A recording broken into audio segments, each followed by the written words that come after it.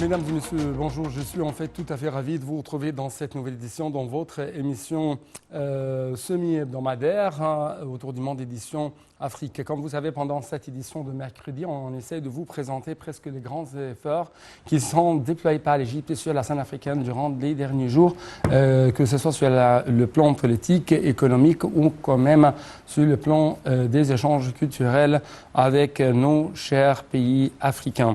Donc justement aujourd'hui, j'ai une nouvelle et dans la deuxième partie de cette édition, nous allons les analyser avec l'une des interventions de nos invités. Donc il s'agit de l'adhésion de l'Égypte à la société financière africaine AFC, African Finance Corporation. Selon le ministre égyptien des Finances, cela va ouvrir de larges perspectives pour l'investissement dans les projets d'infrastructure. Comment? C'est ce qu'on va savoir ensemble durant le prochain reportage. Le ministre des Finances, M. Mohamed Maïta, a affirmé que l'adhésion de l'Égypte à la société financière africaine ouvrirait de larges perspectives pour l'investissement dans les projets d'infrastructures, d'industries lourdes, de communication, de transport, de services logistiques et de transformation verte au vu des crédits faciles fournis par l'AFC aux projets des secteurs publics et privés, de manière à réaliser les objectifs de développement et renforcer les capacités de l'économie égyptienne d'atteindre la croissance durable via les projets verts. Selon un communiqué publié par le ministère des Finances, M. Maïta a noté que l'État poursuivait la stimulation d'investissements publics et privés afin d'améliorer le niveau de vie des citoyens et les services qui leur sont dispensés à travers la consolidation de la coopération avec les partenaires régionaux au vu des défis économiques mondiaux sans précédent.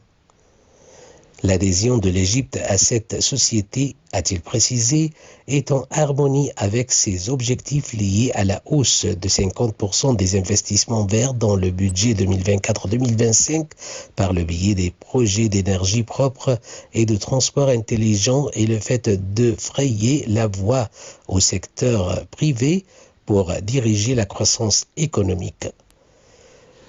Et le ministre de souligner que l'Égypte tient à consolider sa présence en Afrique et à enraciner l'intégration continentale de manière à réaliser les intérêts conjoints à la lumière des pressions imposées par les crises mondiales sur les budgets des divers pays, surtout les économies émergentes.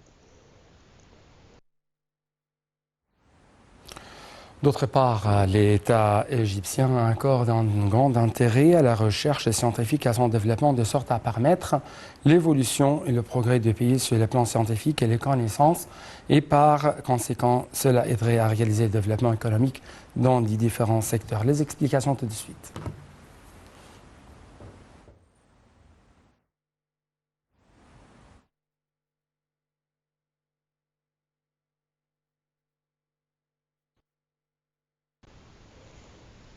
L'État accorde un grand intérêt à la recherche scientifique et à son développement de sorte à permettre l'évolution et le progrès du pays sur les plans scientifiques et les connaissances et par conséquent, cela aiderait à réaliser le développement économique dans les différents secteurs. A-t-on appris du Centre d'information et d'appui à la prise de décision du Conseil des ministres. C'est dans cette perspective que les chercheurs et les académiciens égyptiens ont réalisé d'importants chiffres. D'autant que l'Égypte a réussi en 2021 à occuper des places très avancées sur le plan mondial d'une façon générale et en Afrique d'une façon particulière. Au niveau donc des recherches scientifiques publiées, l'Égypte est classée première en Afrique et occupe la 26e place sur le plan mondial. Le total des papiers scientifiques publiés est estimé à environ 38 651 papiers, en plus de près de 52 347 papiers de citations scientifiques.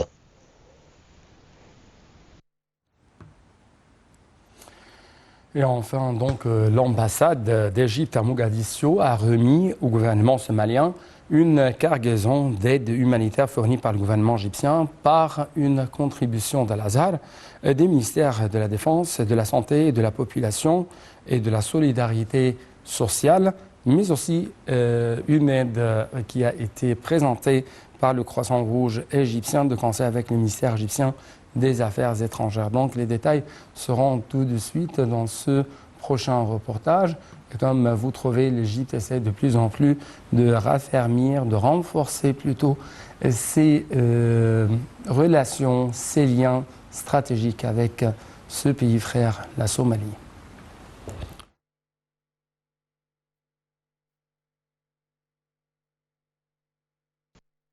L'ambassade d'Égypte à Mogadiscio a remis au gouvernement somalien une cargaison d'aide humanitaire fournie par le gouvernement égyptien par une contribution d'Al-Azhar, des ministères de la Défense, de la Santé et de la Population et de la Solidarité sociale et du Croissant Rouge égyptien, de concert avec le ministère égyptien des Affaires étrangères.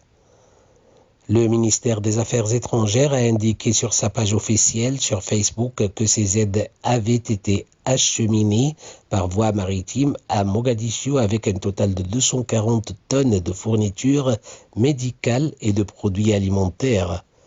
L'ambassadeur d'Égypte en Somalie, Mohamed Albez, le ministre somalien de la Santé, Ali Haj Adam, un nombre de responsables du gouvernement somalien et de représentants du Croissant Rouge somalien ont assisté aux cérémonies de remise de la cargaison.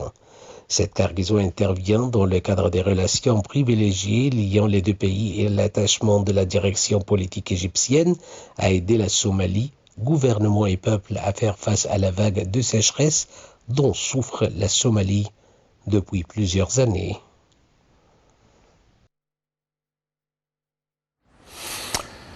Donc, notre sujet aujourd'hui qui va être discuté pendant les prochaines minutes, ce sera cette adhésion de la part de l'Égypte à la société financière africaine African Finance Corporation. C'est une nouvelle tout à fait intéressante, mais quels sont les intérêts attirés par l'Égypte à travers cette adhésion? Comment l'Égypte va, si je peux dire, renforcer sa présence économique au niveau de notre continent africain? C'est ce qu'on va savoir durant les prochaines minutes, encore une fois, à travers les analyses de M. Nagui Victor, qui est un expert économique, mais aussi c'est un spécialiste dans le domaine de l'ingénierie. Monsieur Nagui, vous êtes toujours le bienvenu et bonne année. Merci pareillement. Merci beaucoup pour nous rejoindre à travers la ligne de NAL TV International. Et ma première question, c'est quels étaient ou quels seraient plutôt les intérêts attirés de la part de l'Égypte à travers cette adhésion à cette institution African Finance Corporation? Oui. Tout d'abord, on commencerait par dire que l'Égypte est un pays catalyseur. L'Égypte est un pays qui attire les pays qui l'entourent, qui attire les pays de notre continent africain, puisque nous faisons partie de ce continent. Ouais. L'Égypte est un pays qui possède la connaissance. L'Égypte est un pays qui possède les cadres techniques des techniciens à haut niveau. Et les pays africains ont recours à l'Égypte pour réaliser des projets ou pour être servis par des professeurs égyptiens ou pour, l'exemple très précis, construire le barrage en Tanzanie. Le barrage de Julius Nyerere. Ouais. Donc l'Égypte possède la technologie et a les ressources humaines suffisantes pour faire avancer et progresser notre continent. Ceci étant, l'Égypte, malheureusement, n'a pas beaucoup de moyens financiers. Et ce qui manque à l'Égypte, effectivement, c'est les investissements. Et par notre adhésion actuelle, cela permettrait à l'Égypte de bénéficier des finances. Comment? Des finances. Des financements, de bénéficier des financements. Voilà, des finances, voilà, absolument. Cela permettrait à l'Égypte de profiter du financement adéquat. Alors, on va prendre des exemples, par exemple, pour la coopération entre l'Égypte et les pays africains. L'Égypte a recours actuellement à l'énergie propre. Et un des projets très importants de cette énergie, c'est produire l'hydrogène vert. Ouais. Et vous savez très bien que l'Égypte, en coopération avec certains pays africains, dont l'Ouganda et le Sénégal, essaye de produire et de construire des usines pour produire l'hydrogène vert. L'hydrogène vert qui est l'énergie future, l'énergie propre, et qui régnera partout dans le monde. Et il ne faut pas que l'Afrique soit en retard par rapport à l'évolution mondiale. Donc l'Égypte possède les capacités pour la production de cette énergie, seulement avec la coopération d'autres pays africains et le financement des projets vont pouvoir être réalisés. Donc d'après vous, ça va faciliter la présentation de l'expertise égyptienne au niveau continental. Absolument. Oui, absolument. Donc, et à quel point ça va également renforcer l'intégration continentale face aux différentes crises qui s'entremêlent, qui s'entractent, les différentes crises que ce soit énergétiques, céréalières, économiques, crise de financement, crise des dettes, crise socio-économique, crise stratégique, ainsi de suite. Oui, et l'Égypte propose des projets et possède des projets en collaboration avec ces pays africains. Donc, par exemple, un projet, une initiative qui a été proposée par notre président, c'est de relier avec une ligne ferroviaire les lacs, comment on dit en français ? Fluvial ou ferroviaire ? Ferroviaire.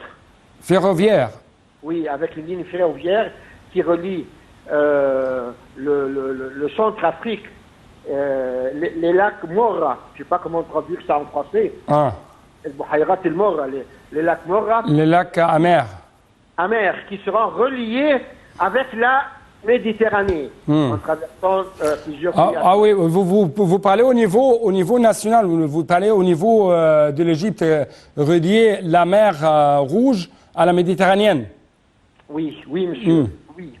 Alors ça c'est un projet, si jamais réalisé, il va offrir des possibilités et des chances inouïes pour tous les pays à travers lesquels cette ligne va traverser, parce qu'il reliera les divers pays africains.